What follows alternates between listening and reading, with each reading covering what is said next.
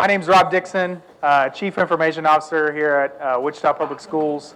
I've been here now 6 months and 13 days, so it's been quite a fast ride, moving through, shifting all of our email. You know, I don't see Dennis in here right now, but Dennis helped us move about 56 terabytes of email, but I know many of you helped us get a lot of Outlook and clients and everything else ready, so I appreciate your efforts in helping us move a lot of that data to the cloud.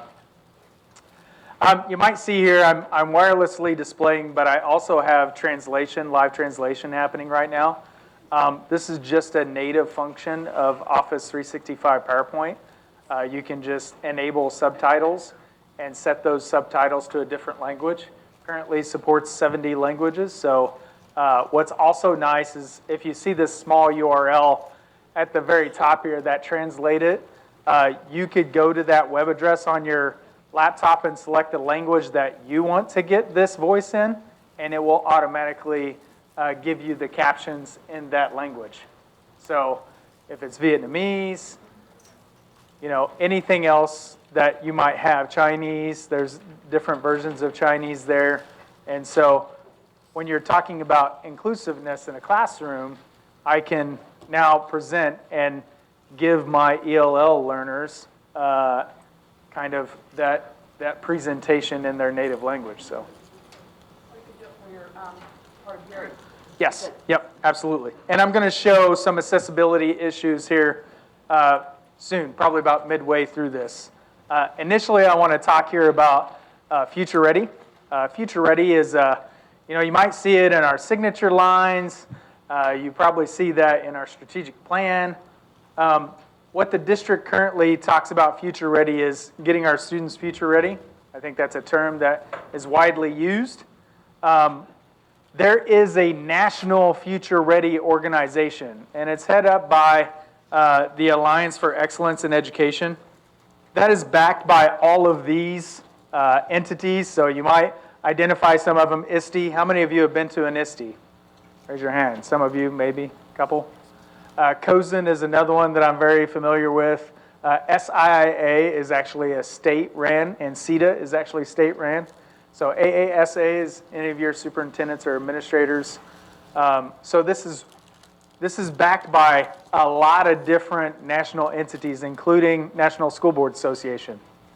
And so that framework, if you had to ask me how I make decisions as a leader, I use that National Future Ready framework to make those decisions. So you probably have seen me display an infographic that I'm going to refer to several times throughout the evening and discuss kind of the buckets or the gears of that Future Ready framework.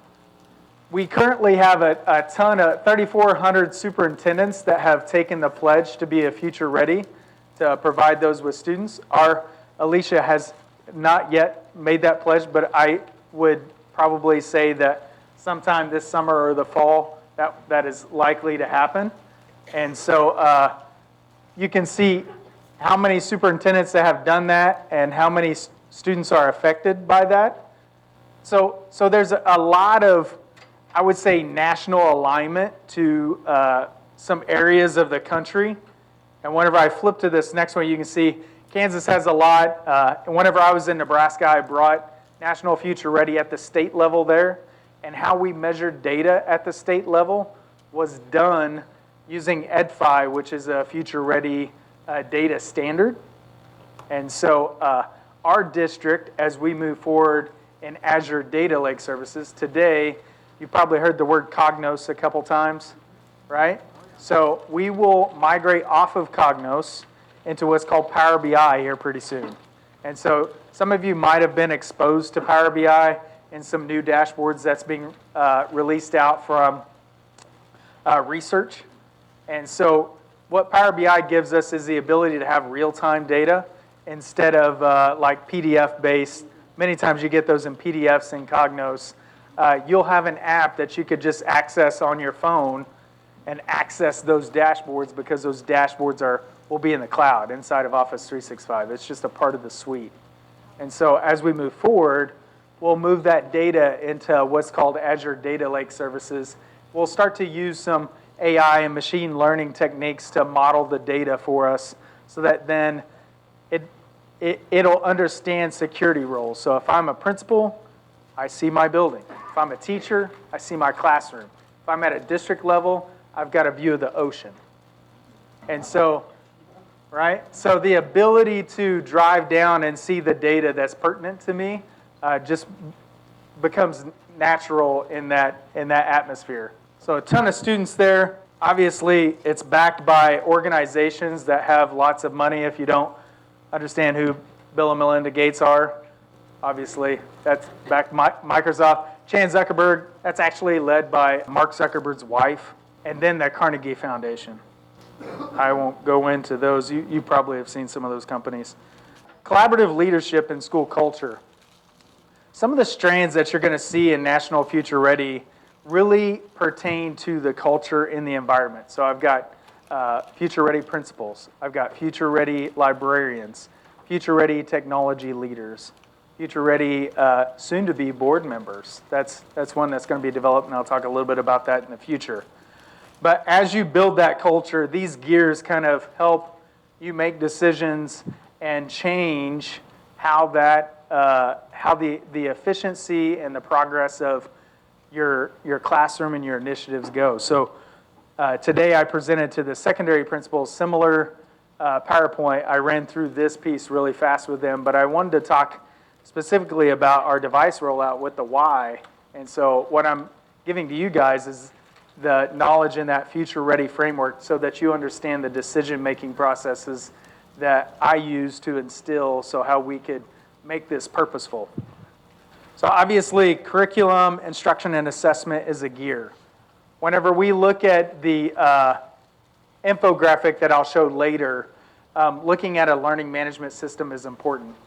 And so how many of you think that one of the things that I want to do whenever I come in is take away Google Classroom? How many of you think that? You can raise your hand, I don't care, right? So I've heard that, right?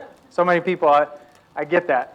In the infographic, we do have Google Classroom and Google Drive in there. It's more about what you want to do, though. So I'll tell you, we'll look at adopting a learning management system with Wichita State University more than likely. And the reason for that is dual enrollment, but also as we adopt curriculum. So last Monday night, we adopted a middle school curriculum. It was called STEM, right? And that curriculum, thankfully, is one roster ready. You're going to hear me say that term a lot. So one roster is a part of the data standard that is used to move data back and forth. EdFi is a standard of how the data sets. Like if I'm thinking of Excel, like you think of how you format a cell in Excel, it could be with currency, or it could be with text, right? Or it could be numerical. That is a standard for that cell. And EdFi is a standard for a lot of that data and how that looks. And then whenever I talk about one roster, that is how I send data back and forth. And it understands the differences in how the data is stored in both. Does that make sense if I have two systems and I'm trying to integrate them? And so having solutions that are one roster ready, help me to roster that, so I could tell you classroom, I could tell you student, I could tell you course section, I could tell you who the teacher is assigned to that resource. And so if I have that ability with one roster hooked into Synergy, I could roster an application without having to do any coding, custom coding whatsoever. I just basically connect it. And so School Data Sync is one roster enabled, and that allowed us to synchronize Synergy with Office 365. That's what we did in December whenever we enabled student accounts. So if you're a teacher and you hop into Teams, you see all those course IDs all of a sudden. That happens through that one roster API that we have through School Data Sync. So in the future, what we're going to be able to do is allow you through one roster to take data that is in Synergy. So if I create an assignment in Synergy, I could send that across to Teams And if that's an assessment that's auto-graded, I could have that auto-grade and pull back into Synergy without the teacher having to do anything. Do you see the efficiency that's created there through OneRoster being able to write back and forth, and that doesn't require coding from our part? Personalized professional learning. So professional development is huge. I would tell you, when we look at the infographic here pretty soon, you're going to look at probably a couple different areas for me. One is having depth of knowledge. I think that's important. So much today of how we deliver professional development is just face-to-face, and that's like, you know, whenever I think about that, it's just to an awareness level. I'm not teaching you a skill development or the ability to implement that within that face-to-face opportunity that I have with you. That requires you to do something and show me proof that you've done it, right? And so we're going to look at some digital badging, the ability to show depth. And so when you think about professional development in the future, we're going to take a look at providing depth to you through professional development. The professional learning that we released last week in my podcast is a great example. Like, you go through those snackables, right? And I get an awareness and I get to a little bit of depth of that skill, of that tool. And that's a very simplistic way of sharing how we'll do that in the future, of starting to do professional learning both face-to-face, hybrid, and completely online. But there's an importance of depth of knowledge into that. So we'll look at that. Obviously, budget and resources is a huge one, right? So I'm inheriting a budget that was given to me because I came in August. So when you look at how we're trying to do a lease purchase here, this is a whole different way of how we purchase devices, and it's needed because the dollars aren't there to just buy them all at once, right? But it just requires us to purchase those devices differently. Community partnerships. Who's from Hamilton? Hamilton Middle School. I would say there's a couple of middle schools. So there'll be five middle schools that we will be allowed to apply for what's called Verizon Innovative Learning. So that grant program is only for middle schools, and the maximum we could do is 5. Hamilton's one. Is Jardine here? I don't see anybody raising their hand. Jardine is the other one. I can't remember the other 3 right now, but I know that I've met with those 2 principals. What Verizon Innovative Learning allows us to do is engage with community partnerships.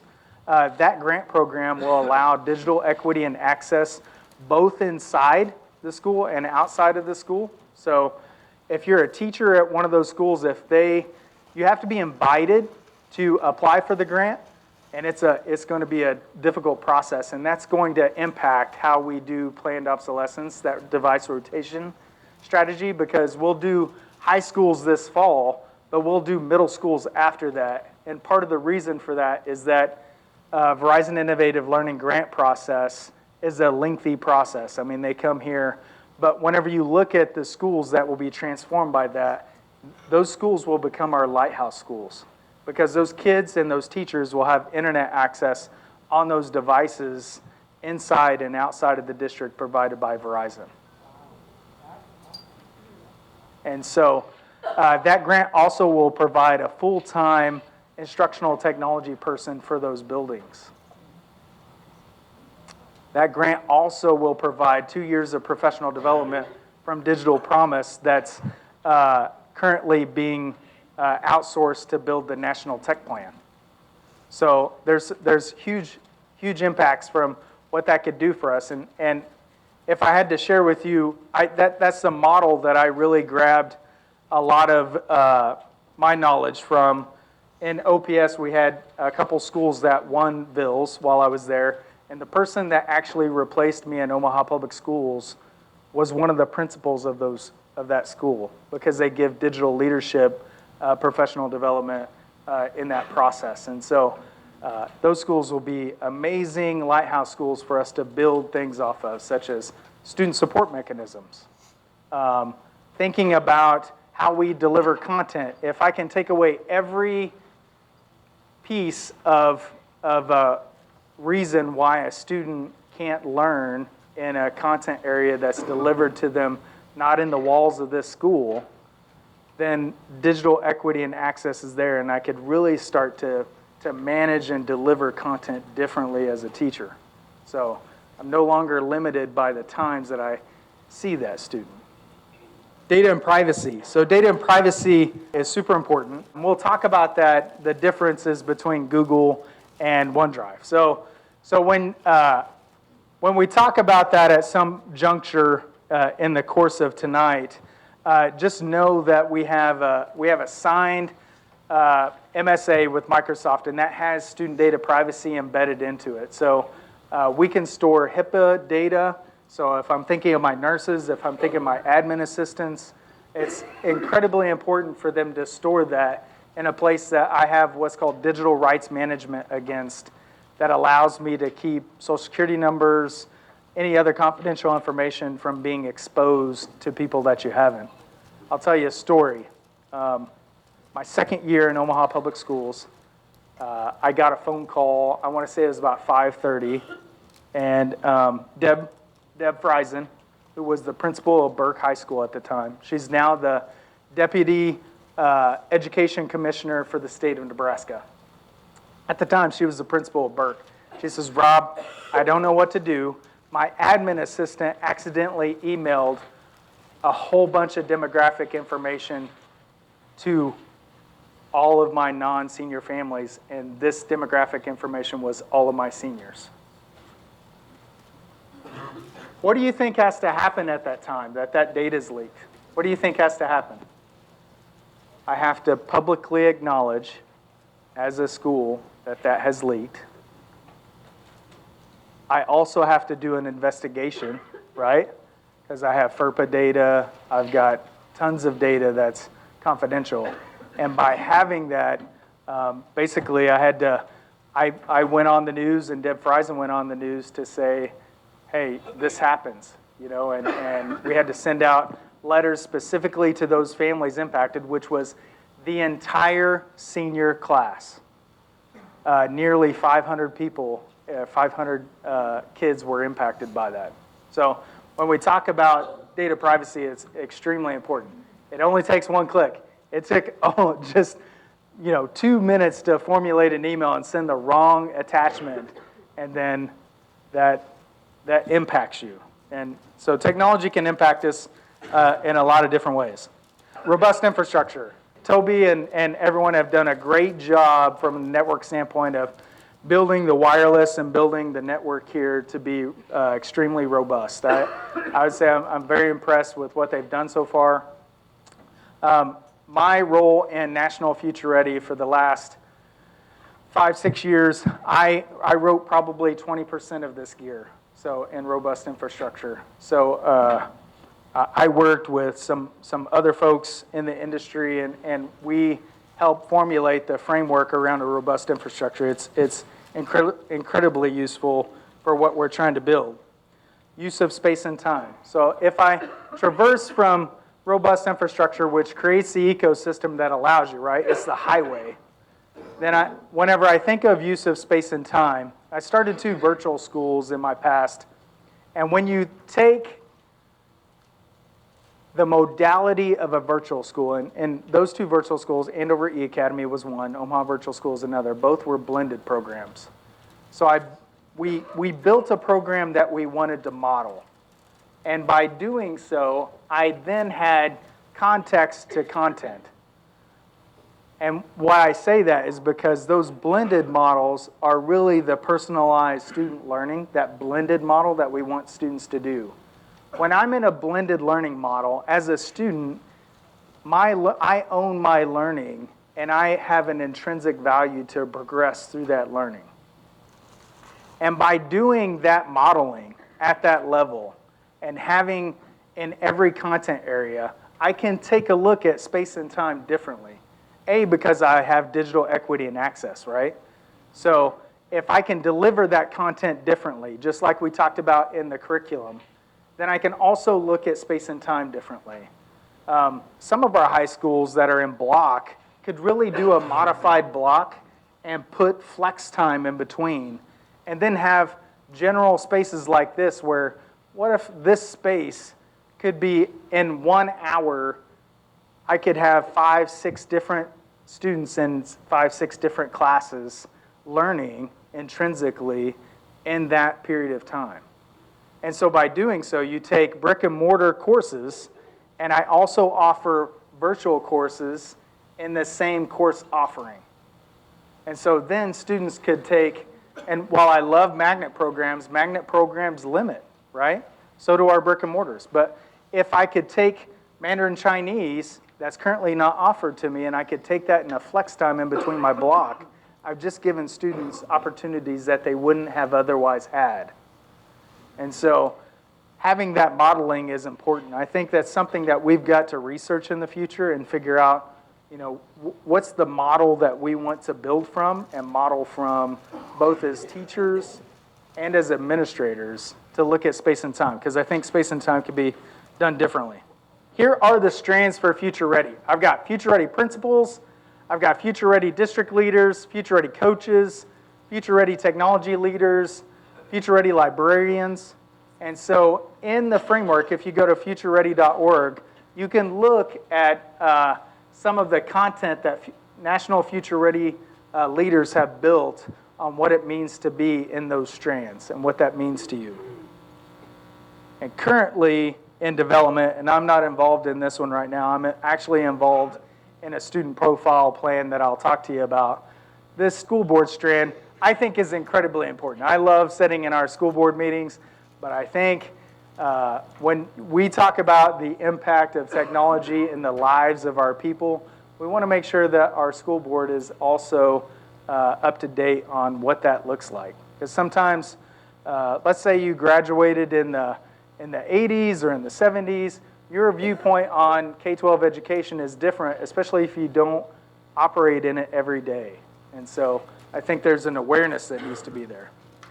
And it has to be ongoing. I think ongoing professional learning is incredible and incredibly important to us as we move forward. So you're going to see tons of professional learning opportunities from me, I think also from the instructional technology team and our solutions trainers. I think that's going to be incredibly important. Workshops. This is the fun one. They have workshops probably right here. Last year they had 6. And these are free workshops. And what I'd like to share with you today is we're actually hosting one, October 6th and 7th. This next school year, this calendar year, we'll be hosting National Future Ready here. If you know who Carl Hooker is, he'll be back here for October 6th and 7th. Joe Sanfilippo, Superintendent of the Year, will be here. Tom Murray, who leads National Future Ready, will be here. Jimmy Casas, who wrote Culturize, will be here. Shannon Miller, who is in charge of Future Ready librarians, will be here. She's an incredible librarian. All of those folks will be here October 6th, 7th, and that'll be a free institute that you all can participate in if you wish. I've been involved in this, what makes a Future Ready student. This is a design thinking. If you haven't understood or read any of my tweets, I love design thinking. I think the process of interviewing and gathering for empathy is important. So some of you have been involved in some of the principal meetings that I've had so far, right, at Meade. It's understanding your story for your building and building from that story. And so I'll be out and some of the trainers will be with me.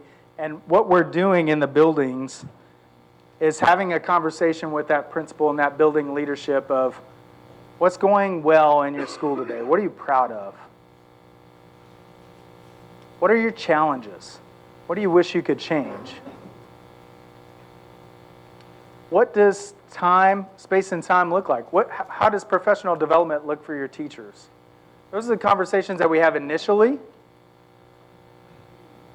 And then it's talking, and then as we progress down this path, it'll be, okay, how can tech help you? And I hate the word tech. I really wish the word tech could just go away because it's just learning. Today, sometimes we think about technology and we think about it as something separate, this isolated incident that happens, and it's really not today. And we'll talk about that here in a little bit, about what that looks like. But this design thinking process on a student profile is actually an engagement with the community, with your chamber, and it's building the profile of a student for Wichita Public Schools, or for North High, or for Southeast, and understanding the themes that go along with that school and how that can impact the local economy. Future Ready Dashboard, this will probably be something that we'll do here pretty soon to give us a baseline measurement. I need to understand what the impact of technology is on teaching and learning, and so gathering a baseline first will be important for us to understand what is the impact of doing a $17 million lease purchase of device strategy. Because if I'm a board member or if I'm a district leader, I've got to have some data to show some of that value if I'm going to share with taxpayers why I'm spending $17 million on devices, right? Well, next we're going to talk a little bit about just technology decisions and how we manage choice. In talking with some of the secondary principals, I'd tell you some of the questions that come out of that is, can we just say that all middle schools are doing this? Or can we just say that all high schools are doing this? And so while I see some value in that, I think there's huge value in having a conversation about what happens. What is it that you need in the classroom? Because what I would tell you is, if we just made a decision to put Chromebooks out everywhere, what would happen now if a school wanted to do esports? You couldn't run it. And then you've just taken away those opportunities for those kids, right? And so tech is the how. And if we want tech to be the how, we've got to have a conversation about what do you see in the next 4 years that you want to see as learning opportunities inside of that or even outside of that classroom, right? So as we talk about digital equity and access, I'm thinking about inside and outside of the classroom. And whenever I have devices that don't have internet access at home, I'm limited on what I can do. And so more and more, you're going to see, and I'm super excited, that Sprint and T-Mobile are merging. You might have heard me discuss this a little bit. I know the senior vice president at T-Mobile, and at Hamilton, where's Hamilton at? We're doing a pilot of devices there that actually have T-Mobile built into it. So these students will be, this next week we'll roll those devices out. It's an interesting device. It doesn't actually get released until later on this year. It runs on the same Snapdragon processor as my cell phone. It's a Snapdragon 855 processor. It runs Windows 10. It has 8 gigs of memory. It has a touch screen. It flips all the way around to the back, and it's 360. So I can ink with it. And what's amazing about it is I used this device for about a week, and I only charged it twice. And so it lasts much longer than a day on a charge.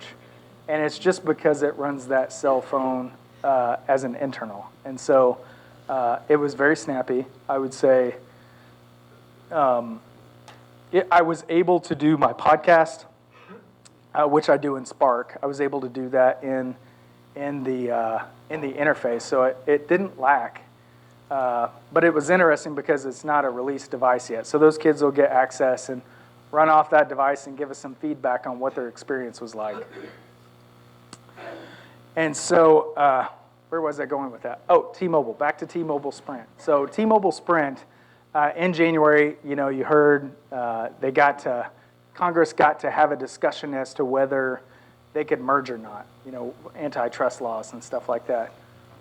What that means to us is there is a program that's called the 1million.org program, and you could go to that website, and it's sponsored by Sprint right now, but it only focuses on high school kids. And we could apply for that as a district, and if you didn't have a device that had it built in, they would issue a MiFi out that had basically filtered internet access for that student. What it means in the merger, and what I've been told by the senior vice president, is as soon as that merger happens, then it becomes a 10 million student plan. And it's also all K-12. And so as a part of our pilot here with Hamilton, I've been privy to some information about that, and hopefully here pretty soon we'll look at applying for internet access for a lot of our students.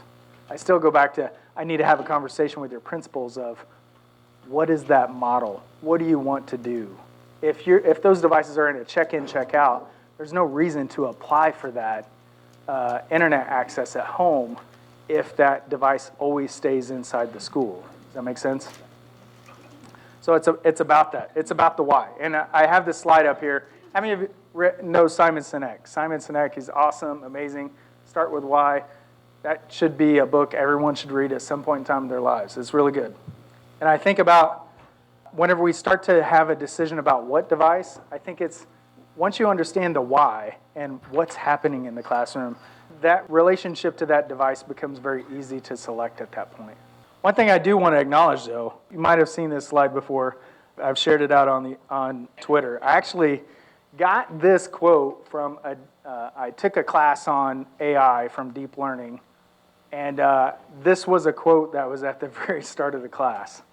And so I found it intriguing because it's so true. How many of you have watched a movie via a projector, like a film projector? Raise your hand. Raise it high.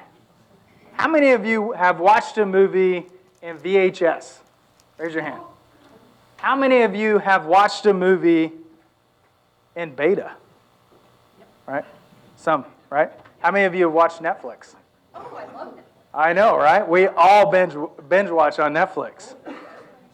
And so I think there's an importance here that we need to acknowledge. When I take a look at my kids are 22, 20, and 17. Which of those mediums have they interacted with? Netflix. So when you take a look at our users today, this is obviously true, right? When you take a look at probably how people adopt things, this is very true. I would also say this is very true when you take a look at some of the challenges that we have, but I think this is really a reality. When you take a look at this, when I ask the room, how many of you have had access to or watched a movie via a projector with film? Not as many of you said that than those that did VHS. And so when you think about where we sit today this is, for the first time in history, we have 4 generations of workers. For the first time. And why is that? Can you tell me why that is? Life expectancy, right? What else? Huh? Healthcare is bad. What else?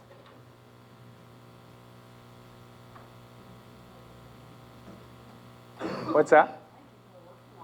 People are working longer, yeah. Right. Some of it's healthcare, right? Some of it's just purpose, right? I know. I can't see myself retiring. What would I do? Just play golf all the time? I mean, I'd like to. I don't think my wife would let me. She'd be like, hey, no. She's always bringing the whip back at me. But you also have to take a look at this from a computing model. All of us in this room have worked on a desktop, right? You remember what those look like. They took up the entire space of my desk, right? You still have them. Do you have CRT monitors, though?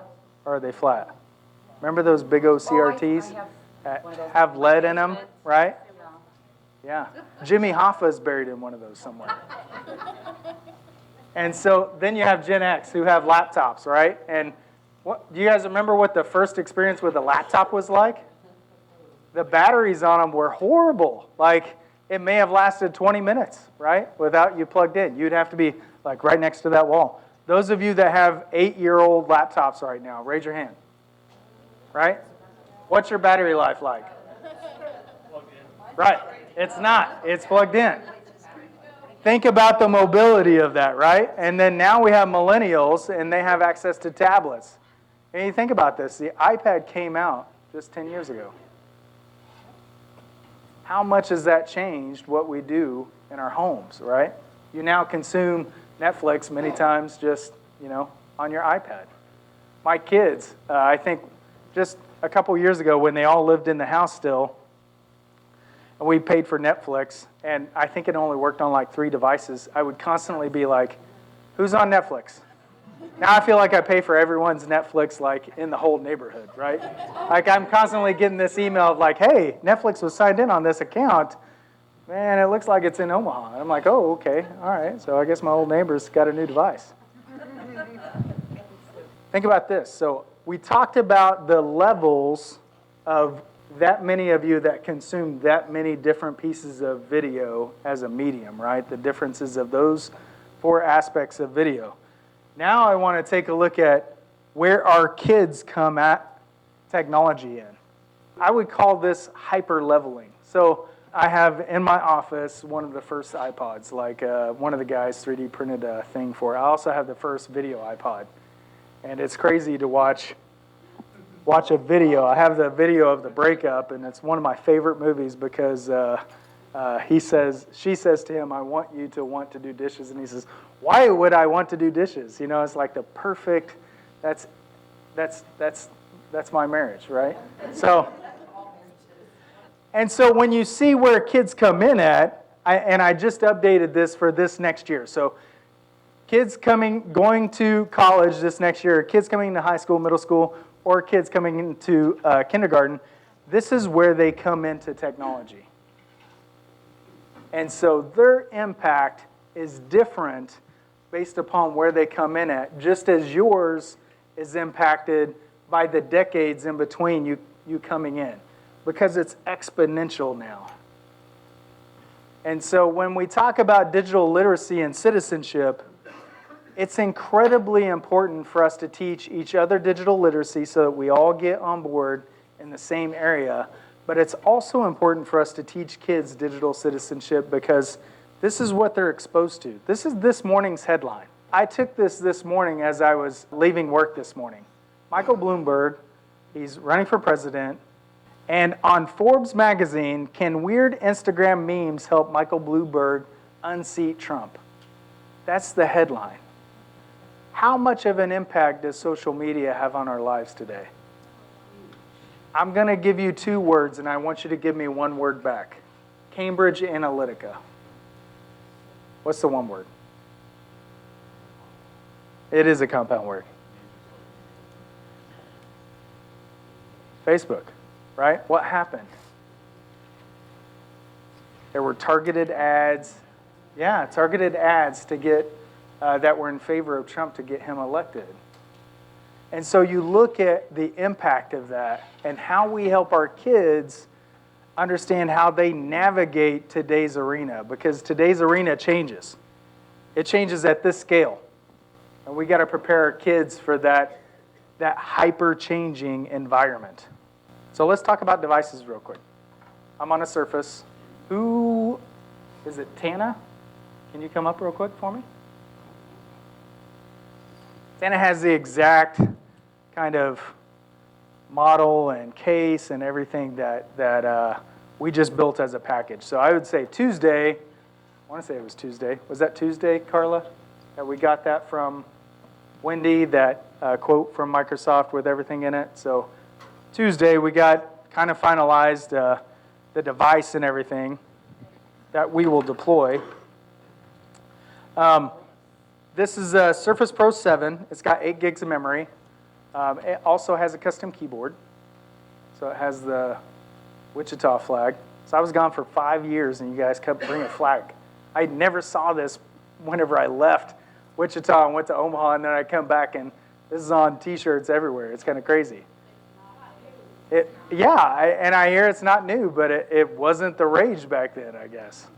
So this is the keyboard. It's a red keyboard. It comes with it all. This case is a case that has a strap on it. So you saw me living dangerously, walking around without a case. Every one of those Surfaces will have a case like this. It holds the pin up above, and it's pretty sturdy. All of these Surfaces have ADP, accidental protection on them. So if they break, it's basically replaced. And so we're going to look at devices a little bit differently, and we'll talk about modern management but we're going to move to a more consumable type device that just provides the ability for me to, let's say that device breaks, I just swap that device out, and if I can manage my workflow as a student and as a teacher in the cloud, I can just sign in and have access, and my instruction was impeded maybe 5 minutes compared to, I got to take your device, you're going to be without it maybe a day or 2 or 3. What's amazing about it, it's light. It has incredible power. What I would say is it allows me to, this is my primary device. I don't use another device. I tested the student device, but other than that, this is the device I use. I make my podcasts on this device. I love digital inking because it brings context to content, and I'll show that here shortly. I have a OneNote up here. One of the great things about this device is, whenever I'm, and a part of the package, we're going to have a wireless display adapter. So what you're seeing, what I'm doing now, is what teachers will be able to do in their classroom. So we won't have a docking station? You will have a docking station. Yeah, you'll have a docking station. You'll have a docking station. It comes with a pen, a keyboard, a docking station. We'll supply a wireless display adapter. And Carla and I are working on some ways that we can change out the projectors that don't support HDMI. So that's around 1,300, I want to say, of those projectors. Is that right? So that would be district-wide, yeah. We have an inventory of those devices. And that would be installed by KCAV, I believe, is what we're looking at. So this cord, I always want to just grab it for some reason. So I'm in Word right now, or in OneNote, and what I'm about to show you can happen in PowerPoint, Word, OneNote, and what I would say is a super powerful way of delivering inclusively. So when you think about students, many of them could be impaired temporarily.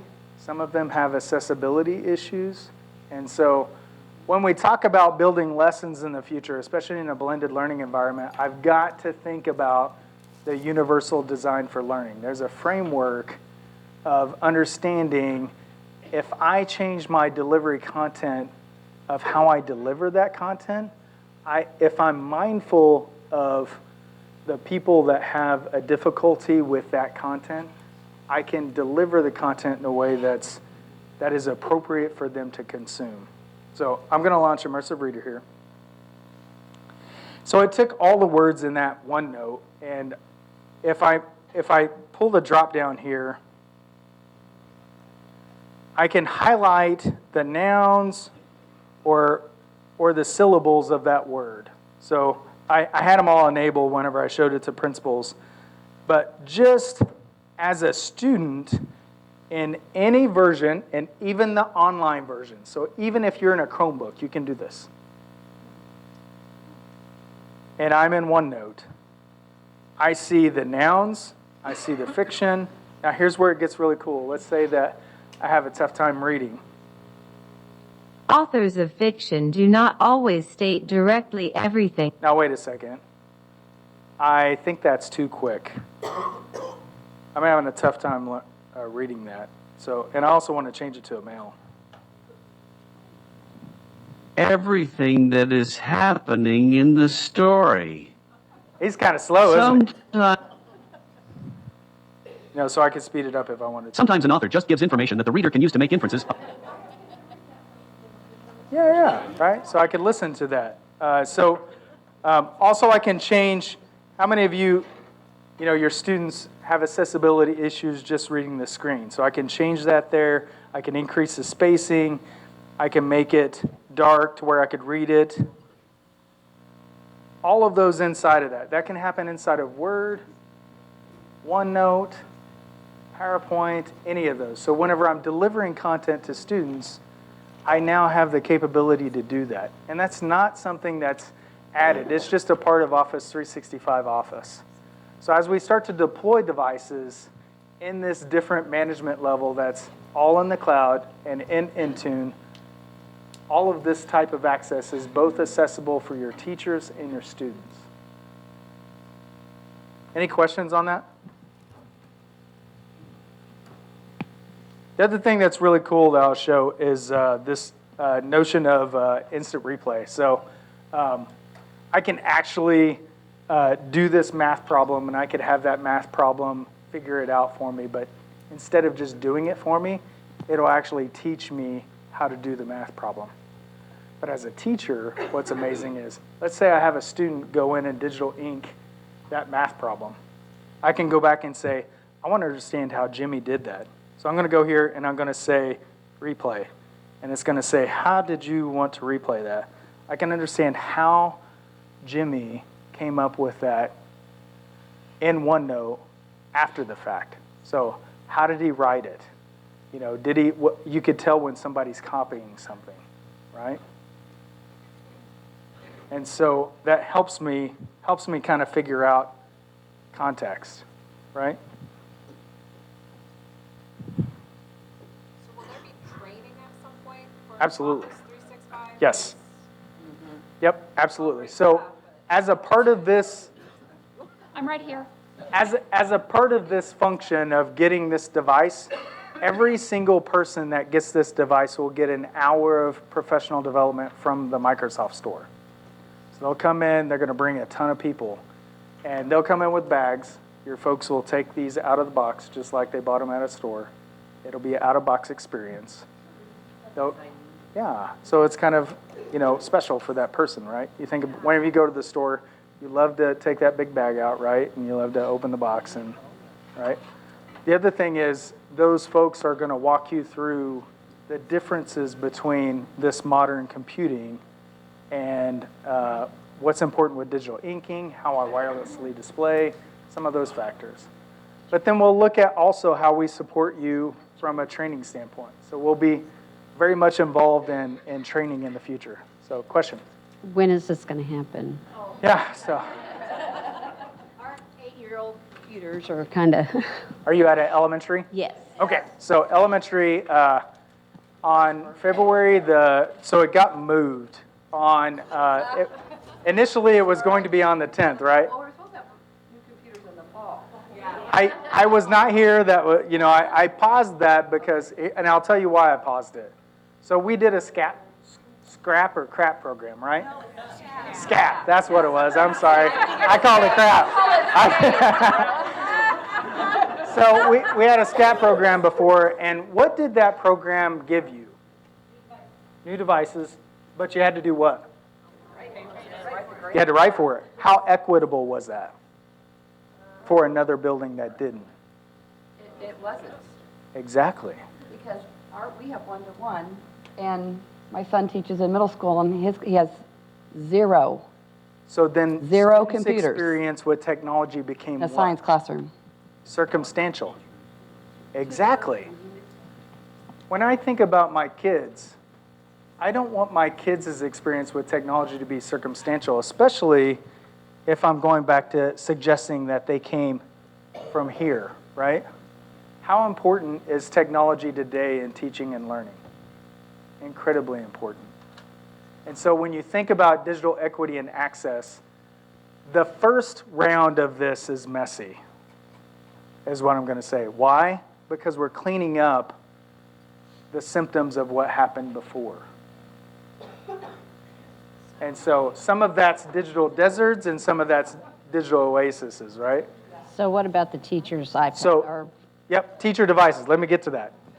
So on the 24th, the board will approve February 24th. There's a board meeting. There's a board meeting on February 24th, and that board meeting approves the leasing agent. So what we're doing is a leasing agent with a bank.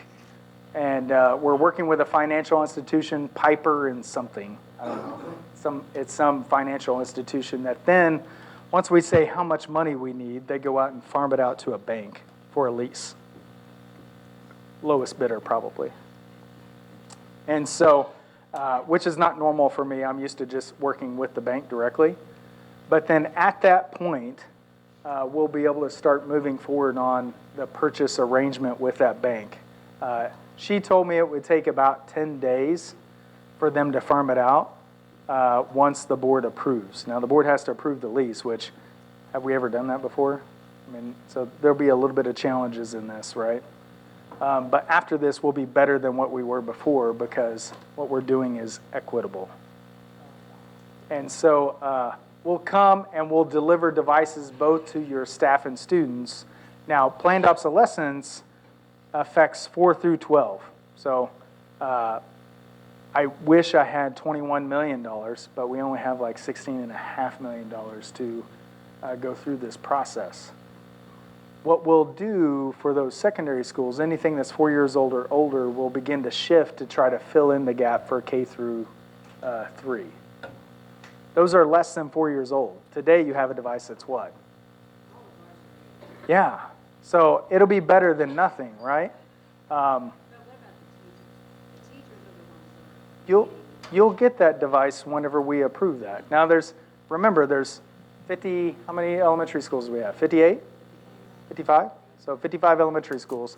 I might not be able to get you day one, but our goal is to try to hit about 20 elementary schools a month. So the goal is this before the end of this school year. I'll tell you the challenges that I have. Sometimes with our legal department, we're not at a sprint speed. I'm dealing with the current systems that are in place. So some of that will depend upon getting that signed. But we've already done an incredible amount of effort, and I'll show you this slide if I can find it in here. It may be actually in the other presentation. Let me bring up, I have a picture actually.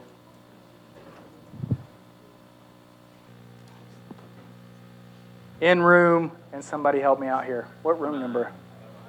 509. Somebody's got to remember. I always say 512 for some reason. I know. I don't know what's in that room, but somehow in 509 currently, we have all 4 of those themes that I show in this infographic here pretty soon. And in there's 4 different vendors that have these themes. And right now, our technology work group, raise your hand if you're a part of our technology work group. All of you will go through and vet those devices and do user experience with it. So you're going to launch Word, you're going to type a paragraph, you're going to give feedback on what is that keyboard experience like. Is it tactile? Is it giving you good feedback? You're going to launch YouTube. You're going to watch a video on that device. What's that media experience like? What's the sound of that like? Was the video able to keep up? Was it a good, clear video that came out of that? And some other activities, you're going to measure that in a Microsoft form. We're going to use that data to then select the device. The reason why that's important, and the reason why the lease is important, is by doing it with a bank, I'm not limited to one vendor.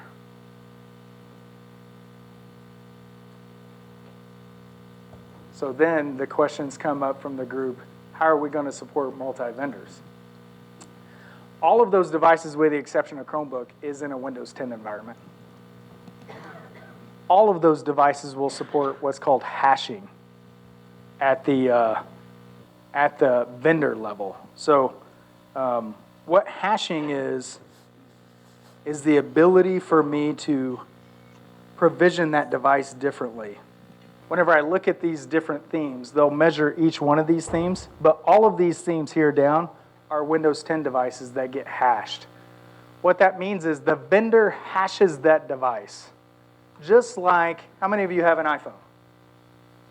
When you first go to that iPhone, you click activate and you sign in with your credentials, right? And then what happens? That iPhone gets tied to you, kind of for life, right?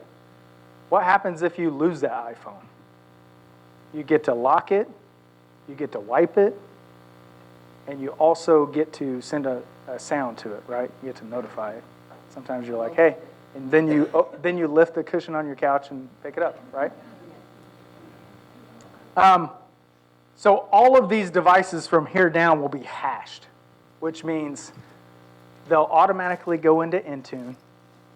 If that device is stolen, the moment it touches the internet, even if it's wiped, it goes right back into Intune, and then it tells me its location. just like your iPhone does on iCloud.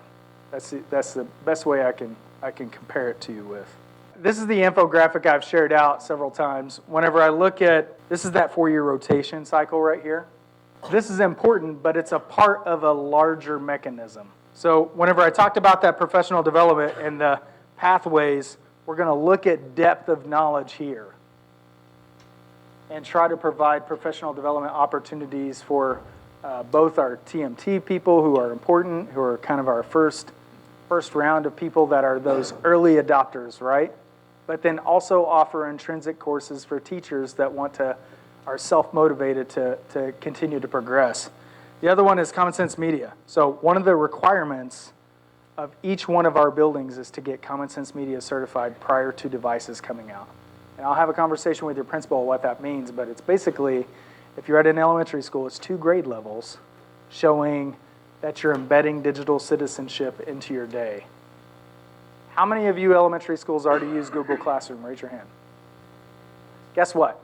You already do digital citizenship. When you tell students to search, what do? You say, hey, this is how I want you to search, right? That's a digital citizenship and literacy strategy. And so it's just documenting those things so that we get certified. Part of this is acknowledging some of the work that we already do. But if you don't acknowledge it, people don't know. They only know what they know. And then whenever you deliver $17 million worth of devices, they say, you're not preparing our kids. No, we are, right? So it's acknowledging the work that we do. The goal will be to hit over 80%, hopefully 100%, right, of our schools. By tying it to device rotation, this is a 2-year certification. Then when we get midway, we'll renew that certification to then be ready for the next time that we refresh these devices, which is at, 4 years.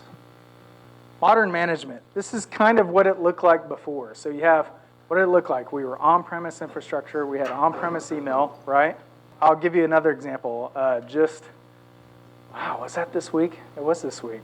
On Monday, we kicked off Oracle Cloud Financial. So we're moving all of our financials into the cloud. It's going to be the fastest sprint of a ERP solution I've ever experienced because we're going to start, we started this week, we're going to end on December 7th. What does that mean? Well, when everything was here, everything was high controlled and district-owned devices. Now that that's moved, what happens to approvals of POs if it's in the cloud? What can I do? Pick up my device and I can approve it on my smartphone. I have a PO I need to do. If I need to do a rec, I can do all that just right here.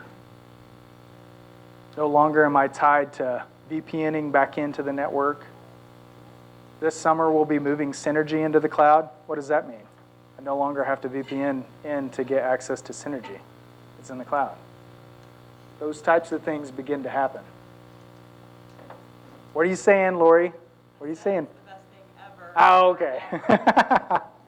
So when you think about this, what comes to mind? What is something that you guys help us to do when a device has a problem today? What do?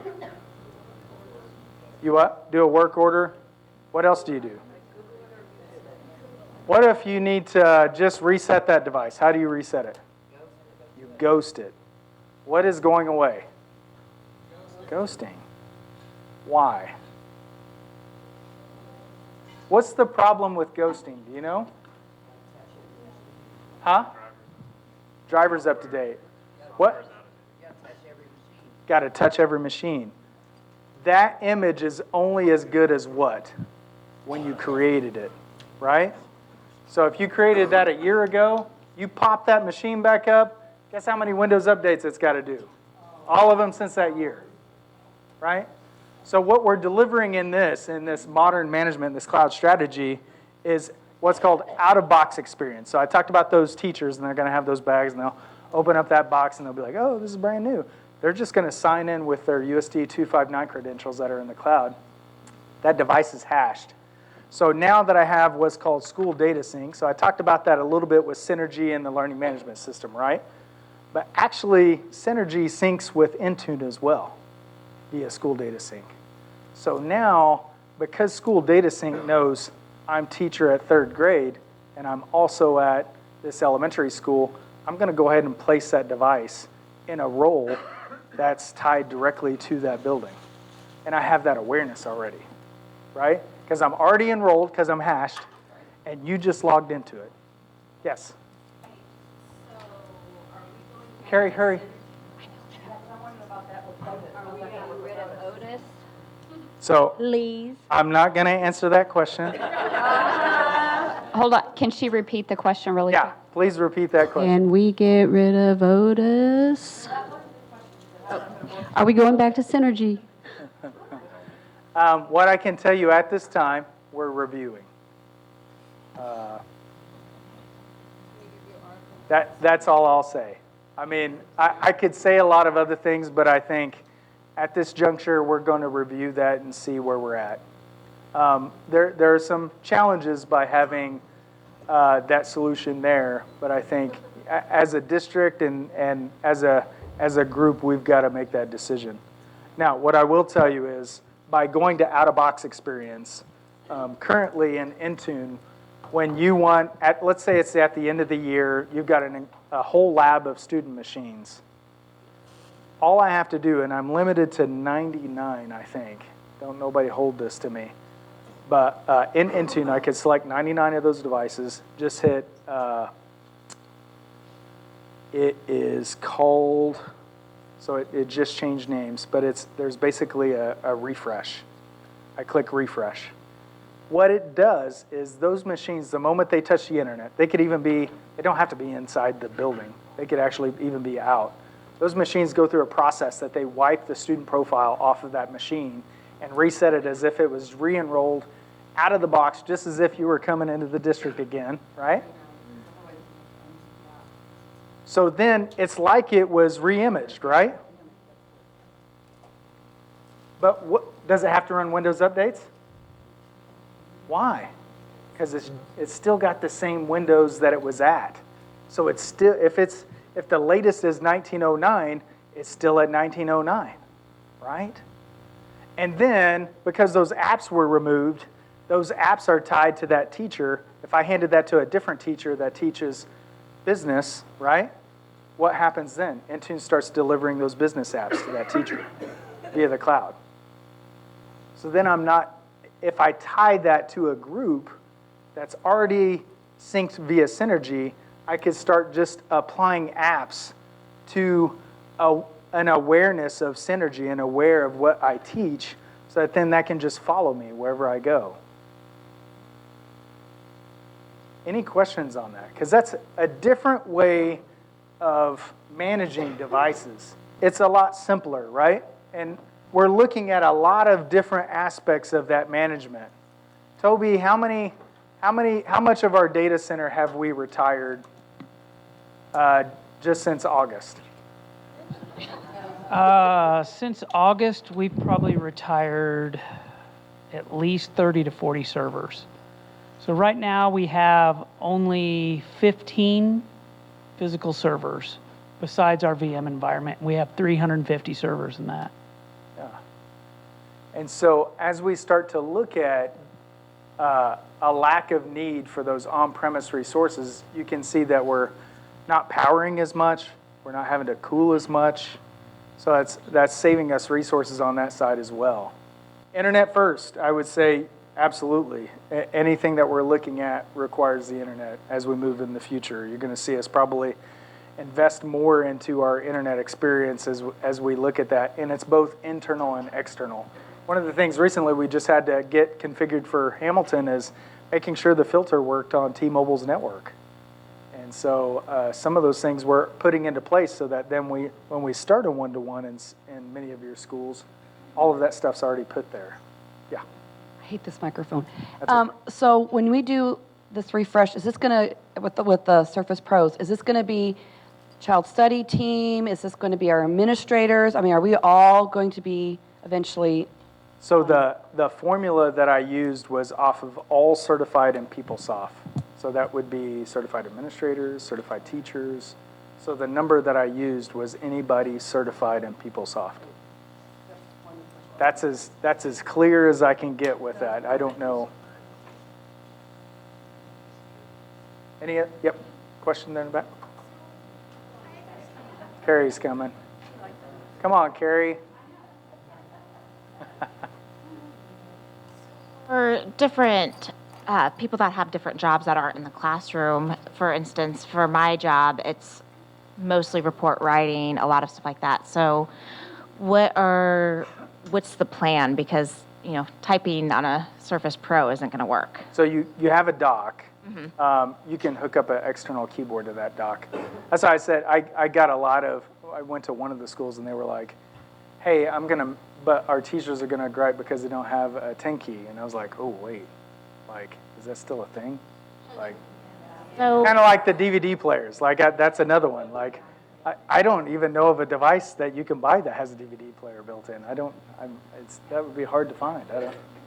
So is that going to be on the schools then to buy the monitors and the keyboards to go with?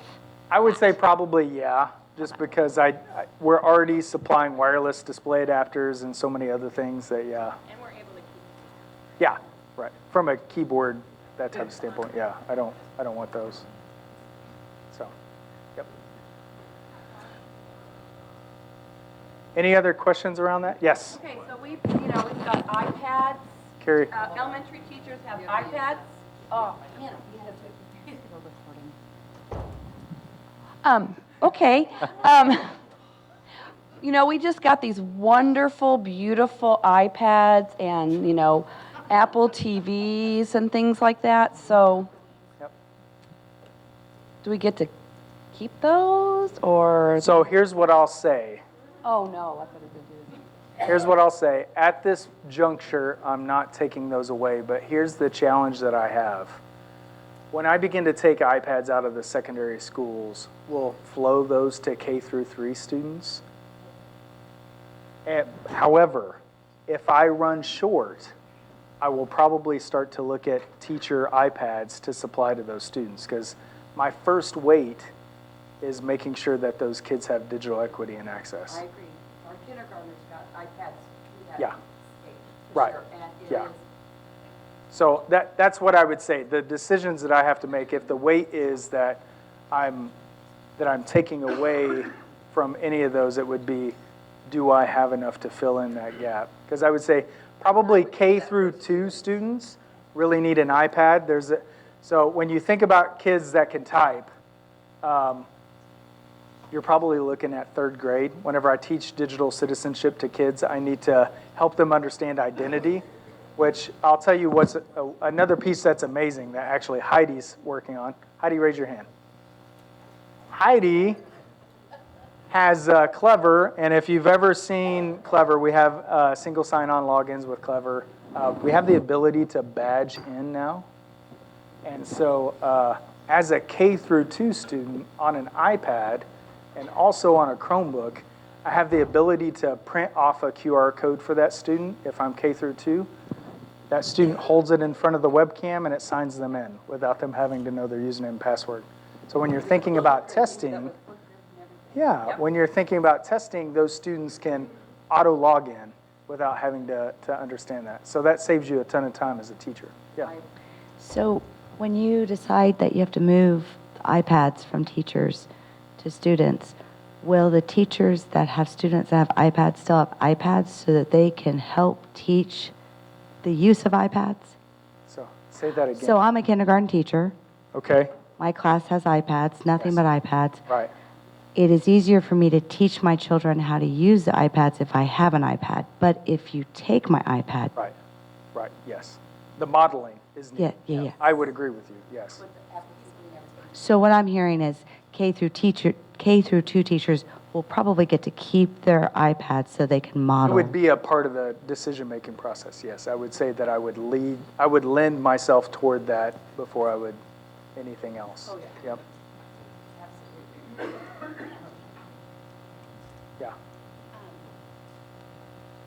Yeah. Aaron just brought up, are you going to touch on title funding? Yeah. So I don't know if you guys have heard this, but Susan has sent out a message that no longer will schools be allowed to use title money to purchase devices, not technology, devices. Why do you think that is? Can anybody tell me? If I supply it to you, already, what is that? What does that do? What is it called, Tana? Yeah, supplanting. So if I am supplying you with a device and you get to select from these other devices, if you use title money to supply that to students, it's supplanting. So, yeah. So when we get the Surface Pro, are you taking these old ones and keeping them, or am I allowed to obsolete other ones so I can keep this one with the DVD player since I like my old school DVD player. Here's my thing. I don't want devices that are older than 4 years old. That's what we're getting away from. Huh?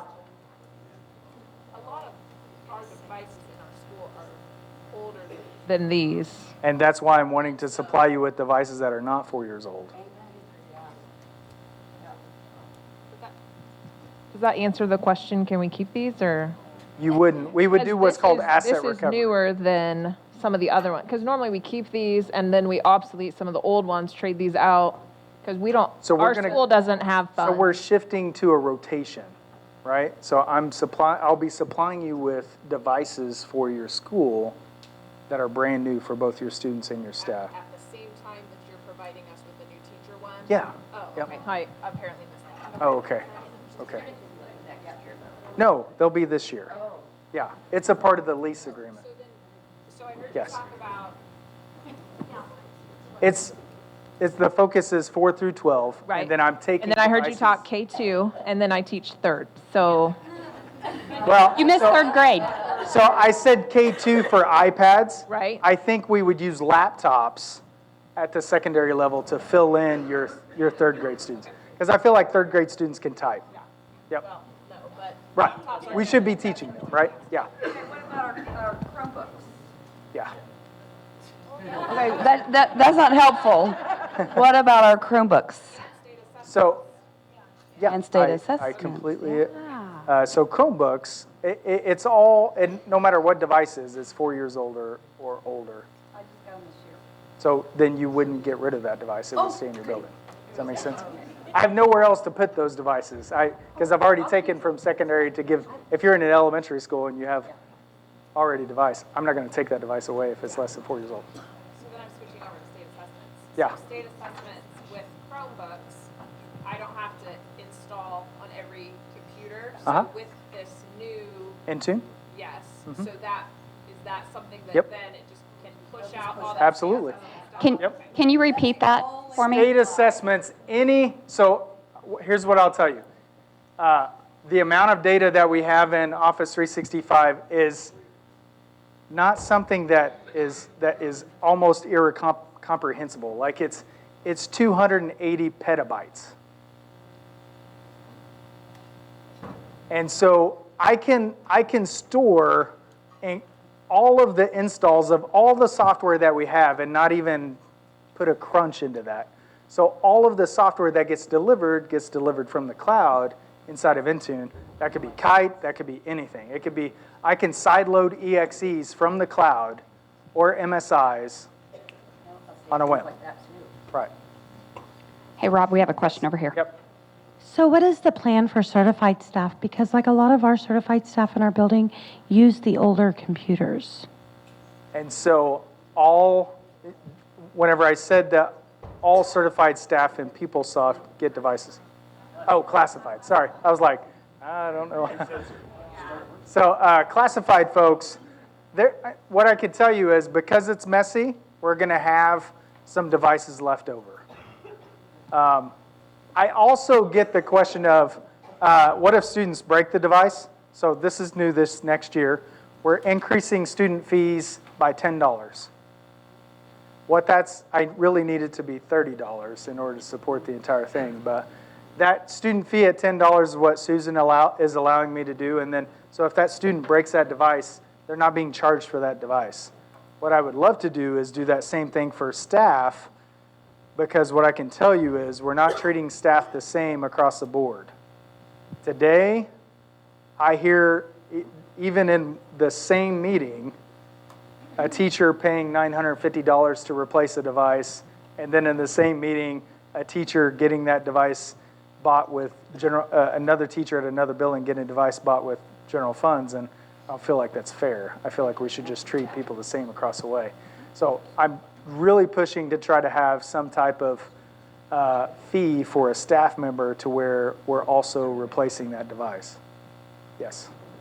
Couple questions. One, the elementary rollout is just for certified teachers, right, for this year? So not necessarily. So the formula covers certified and clerical staff. Now, clerical staff will probably not get a Surface because they're not a mobile user. That's why we have a small form factor desktop in that mix. The one-to-one rollout for high school, middle school, is it fourth and fifth grade doing one-to-one, or is that just high school, middle school? That's a conversation with that principal. So the conversation, everybody says one-to-one. There's different models of one-to-one. This will be my third district that I've implemented this in. So you have cart-based one-to-one. That requires check-in, check-out. I'll give you an example. At one of my middle schools in OPS, they decided not to do personal one-to-one first. They wanted check-in, check-out, so they increased the day by 15 minutes on both sides so that kids could traverse through the library and check out their personal laptop and then go to class. So that facilitated the charging and management of that device day to day. The second year, they chose to go personal. And so that day then shrunk back and those kids took those home. So it is a yes and no possibility for your buildings based upon the conversations that we have. I have a question over here. We'll have to look at that. So, and looking at depending upon how those devices come back, and I'll go to the, I just had Mark on.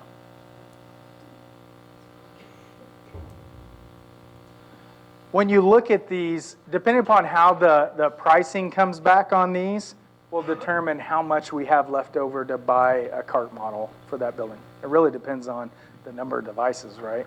Am I buying carts for 1,500 students or 200 students? We have a question right here, Rob. Yep. Where am I? Yep. So my question is getting back to the employee $10 fee. I understand the limitations or the struggle behind it. Could we explore it being optional?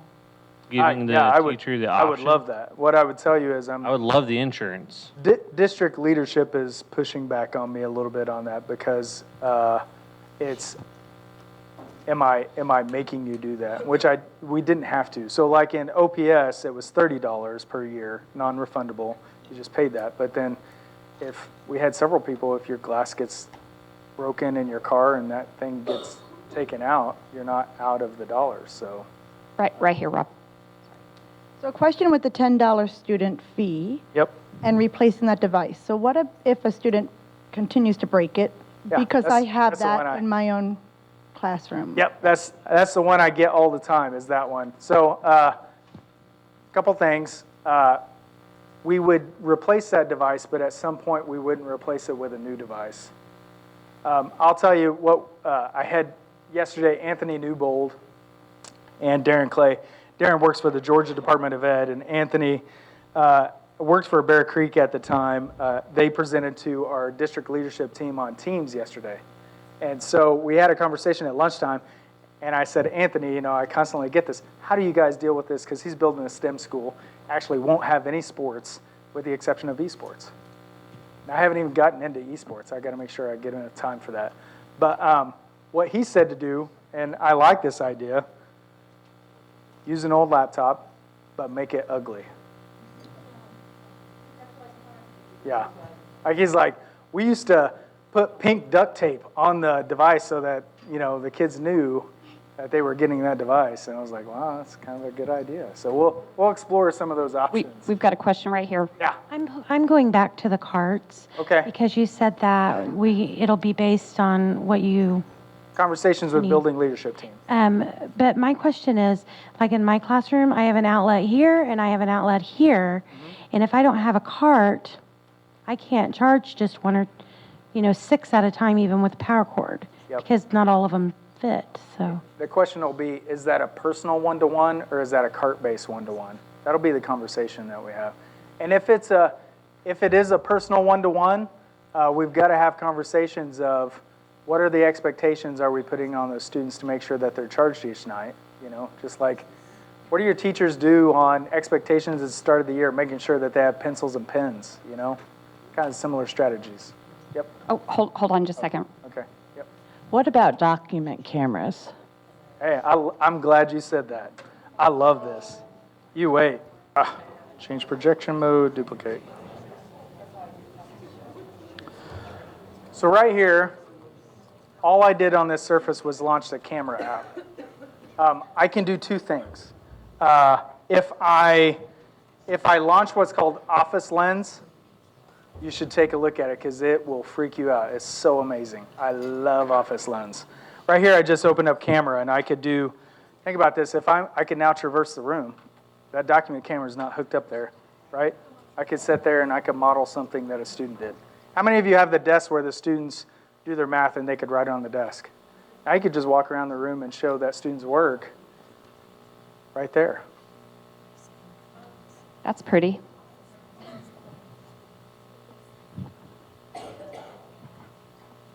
Any other questions? We got one more right here. Okay, on the, when these kids take these home, they're still subject to the same filters as they are at school? Yes. Are the teachers also? No. Okay. I'll be honest with you, I don't want to know. I'm not a control freak when it comes to that level of filtering. I'm not. What I'll also tell you is, looking at this Common Sense Media, one of the things I want to do, and I'm reviewing policies right now.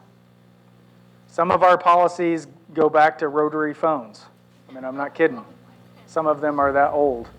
We're going to merge them together probably in the March board meeting. I have a meeting with Dr. Mike next week with Wendy. Two things will happen. One, we're going to enable email for students. That will happen this summer. For all students? For all students? Yes. How? Here's what I'll tell you. We'll limit the scope of what the students can do in the email. So if I'm an elementary kid, I can only email within my elementary, right? Within my tenant. We'll use mail rules to do that. Wait, hear me out. Then we'll scaffold that out. And so as a part of digital citizenship and literacy, I've got to help those kids understand what the impact of that is. Just like in my conversation threads inside of Teams that we're going to enable by having SDS and having students use conversation in Teams, it's helping them to understand how I can have meaningful conversations in a collaborative environment. Go ahead, ask your question. So kindergartners can literally write an email to another kindergartner and fulfill a standard of writing a letter. Hold on, can I repeat the question? Yeah.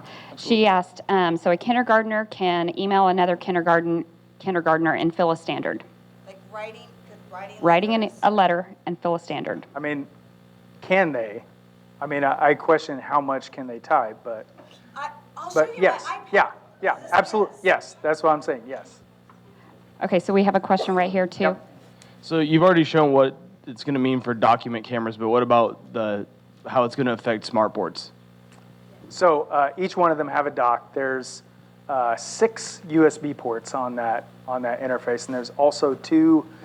This device can drive 2 4K monitors off the dock, and so there's an interface for that. We'll have to look at some dongles because it supports mini DVI on the back of the dock, and so for some of your smart boards, it'll be plugging in USB and then the dock. What else? Any other questions around that? I want to make sure I hit esports too. Make sure I do that. Second thing. This one's huge. As we look at policies, we're also going to look at opening the filter for staff and students some. If they get Common Sense Media certified, some of that carrot will be, I don't care if you're on Facebook. I don't care if your administrator is on Facebook. I want to treat you as a professional, and I've done this in the other 2 districts that I've been in, and I feel like yes, that, and also if I'm a high school student and digital literacy and citizenship is being expressed in my school, I also need to have some of those things open for me as well to participate. So those things are going to happen. Some of the technical aspects of Intune: enable your users. We got mobile device management.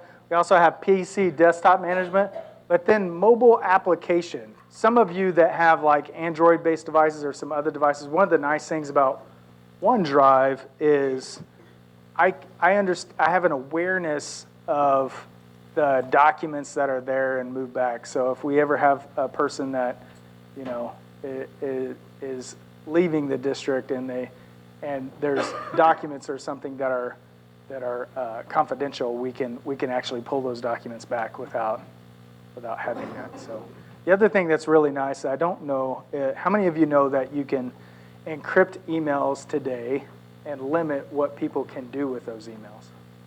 So if I'm a nurse, I can limit if they are forwarded, if they can be forwarded, if they can be printed. Hey, Rob. You can screenshot it. I'll put it in the newsletter. Okay. How to do it. So we'll send that out. Evolution, so this is, just understand that your identity, once we move these devices in the cloud, like whenever I sign in, I don't sign in on-premise anymore. I haven't. This is the first device that was in Azure. I sign in with my email at usd259.org. So from now on, that will be your identity moving forward, is that. So just keep that in mind.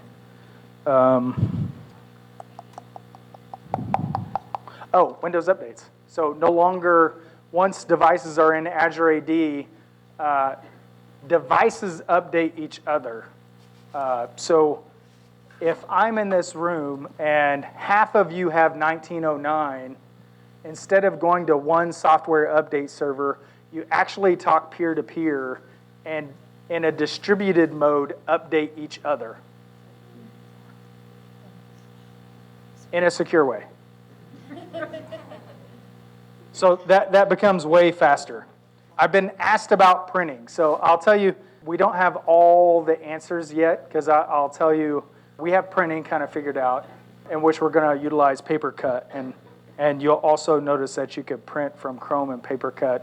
What I'll tell you initially in PaperCut we're going to allow is just teachers and staff. I really want to express the need for students to digitally hand in and hand out.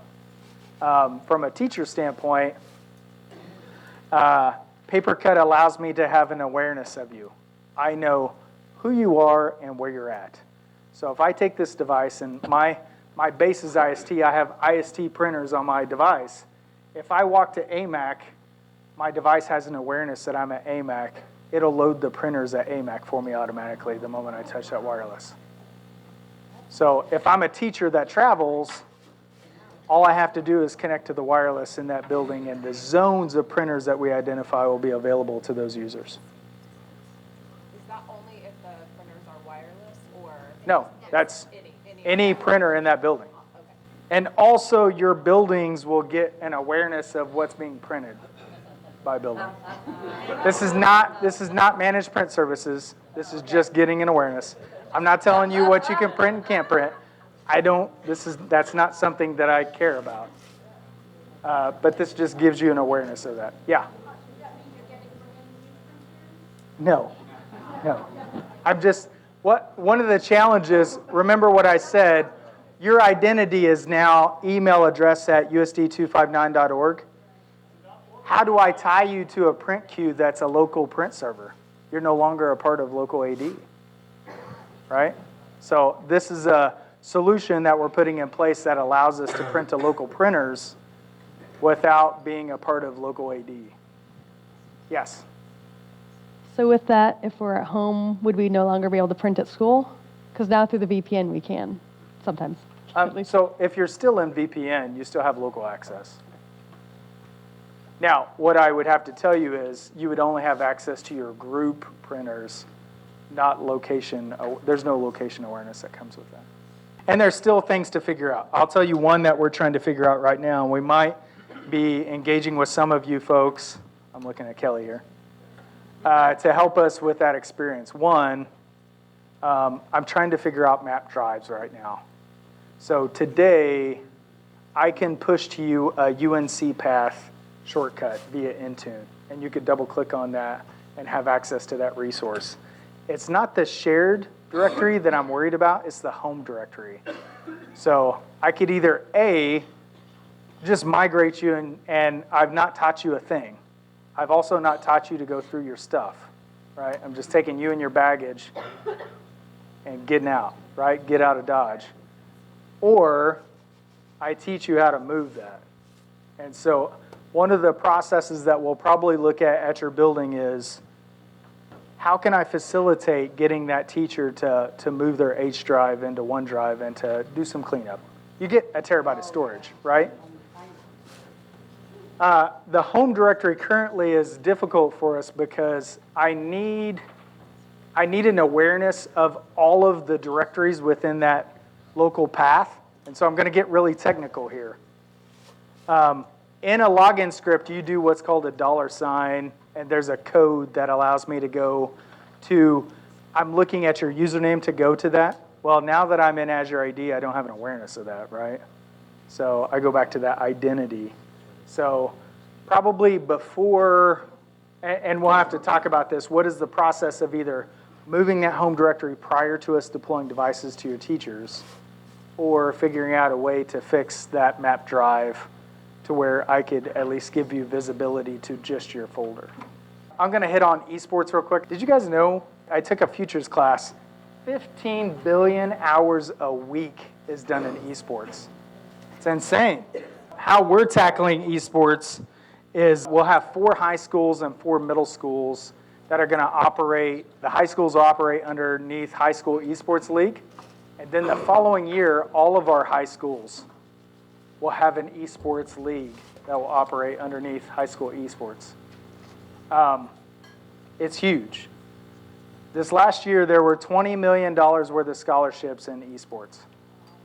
Those 4 high schools will teach a class called Gaming Concepts. We're partnering with Wichita State University. We're sending those teachers identified through 3 courses at Wichita State that will teach you how to bring up the program, teach the program, how to do the events, and how to teach the class on gaming concepts. The curriculum is free. We're providing it. So those students at the high school level will take an elective. And then basically that club will operate like an athletic league. You'll identify a varsity team, and those teams will compete against one another, both locally and a part of High School Esports League regionally out of Kansas City. Yes. Yep. West. Southeast. Northwest. West. Hold on. I know I got it. Northeast. Northeast. He knows. Matt and I have talked, so he knows. The following year, you will. My problem is I'm working with Gil and Brandon. We're trying to get, so there's 4 feeder schools identified, and gosh, I'm going to have to look and see what the list is. But those 4 feeder schools for middle school feed into those high schools. What I'm trying to get out of is offering an opportunity to a middle school student that then doesn't flow to whenever they go to high school. And so, but then the following year, all middle schools, all high schools then operate in esports. One thing I did want to highlight here real quick on OneDrive, Teams, and SharePoint. So the learning pathways that I released last week is a SharePoint site. So if you had to think about what people do, I would say OneDrive is personal. So Kelly and I share a file with Kelly, and he has access to that file, and we share that back and forth once this thing starts up. Then Teams, I work as a team. What's nice about Teams is it's very flexible. So I can have a team here, or I could have a team here, or I could have this whole room as teams. The other thing that I could do within that team is I could subgroup. So those are called channels. And I could create a channel and limit a team. I could limit a team to just this table, and anything within that team that's just in that channel, files, tabs, any resources are limited to just the people in that channel. And so I have the ability to have conversations in those teams, share files in those teams, video chat, real time. Today, my PeopleSoft meeting with HR, finance, we had people in 4 different places. We had a video call that was recorded. It records directly to stream, so there's not any horsepower that happens on the machine. It just goes straight into the cloud and is recorded in the cloud, and then is available after the meeting's over. It didn't take up any space on that machine. And so there's a lot of power in that, in having that. And we'll talk about Stream a little bit later, because there's some huge possibilities there. It's basically a video portal that we can upload to, and I can limit the scope within the district who has access to that video. I can also tell you who has watched that video and how much of the video that they've watched. OneDrive allows me to organize, view, and create those files. It also allows me to have access to whiteboards. When I think of Teams, calls, chat, meetings, it's integrated with all the Files apps within Office, and then SharePoint is really a broad audience. So if you think about today, a Google site, I can limit it by what? Password. In a SharePoint site, I can limit it to a group or a department, or I can have visibility within the district. I can also have visibility outside of the district. And so there's a lot of awareness that comes in that SharePoint site. And that's it could be a broad audience. It's me broadcasting. So I can limit, I can make it a specific group. So if I had a building level SharePoint for my building, only my building can see that SharePoint. Nobody else can. So I could keep files there that are confidential that I only want my staff to see, but it's still cloud-based. There's also a SharePoint app that you can download. So the tech status page that we created, that's a part of the learning, that's just a link, is its own SharePoint site. I can consume that on the SharePoint app and just see, is the network up and down? Are we having an issue? Is synergy down? Those types of things, just on my phone. And then all of those work together, both with digital rights management, a little bit of AI on the backside, and I also have access control at every level of this. So I can, it's about scope. So I can limit scope to specific people and specific audiences. Any questions on any of that? We have about 11 minutes left. You've heard me for a long time at this point. You're probably tired. Throw any question out at me right now that you have. Yeah.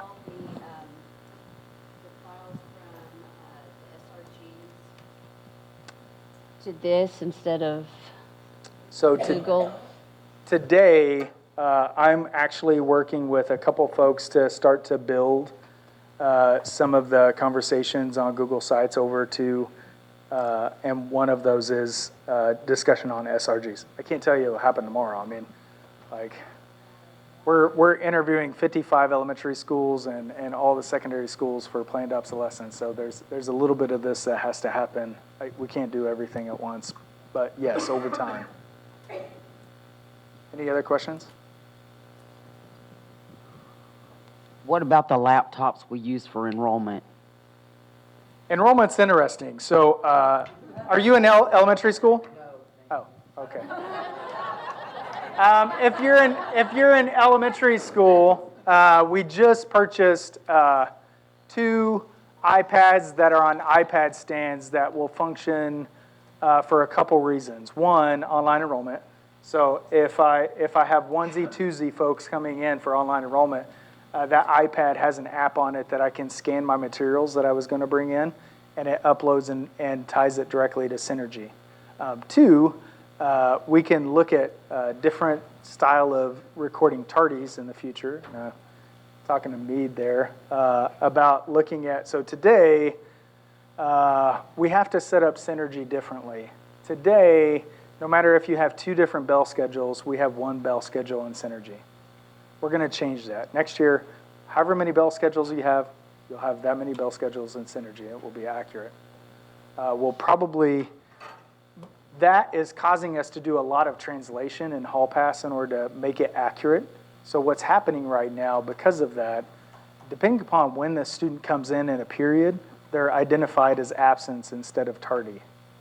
And they really should be still tardy based upon the time that they came in. And so in the future, we'll probably look at maybe, and this has not been determined yet, shifting tardies to Synergy and just having kids badge in to Synergy as they come in. And so that will give an accurate representation. It doesn't require me to move data from one piece to another. And if I can get Hall Pass to use an iOS app, I also remove the need to have that dedicated scanner at the admin assistant workstation. I can just bring up the iPad app that's on the iPad. It functions in a lot of different ways. So right now it's kindergarten. I would say after spring break, we'll expand it to all elementary grade levels within that elementary. Gil and I are working on secondary schools. Secondary will still happen this year. Will probably happen closer to the summertime, only because there's complexities to magnets and how we currently deal with those in the secondary process. And so that'll happen probably about that time frame. But yes, by June, we'll go full time on everyone, and that online enrollment just stays on. So before, we always shut down Synergy for how long? It was like 2 weeks or something like that? Online enrollment just stays on. It doesn't shut down when Synergy shuts down, so people can continue to enroll during that time that it's shut down. And then once we bring Synergy back up after the rollover, the connection's just there and those kids are enrolled. Oh, Here, sorry. hold on, I'm coming. I'm just looking beyond.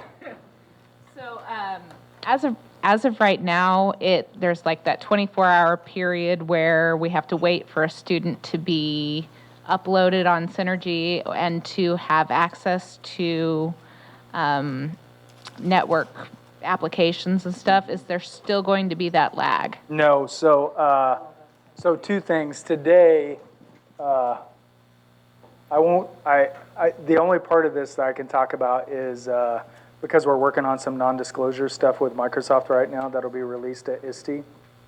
And so what I can tell you is when we shift to that one roster API for writebacks, it's an always connected feature. So it should be, I don't know, probably 25 seconds or so after that person is enrolled in Synergy, then they'll have at least network and Office 365 access.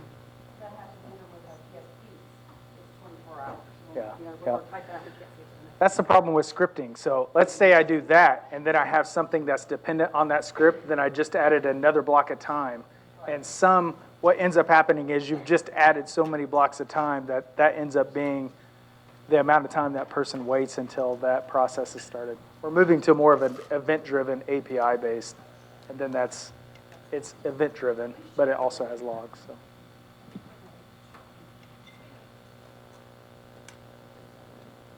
All right. I don't know. Unless you have something else, I'm done.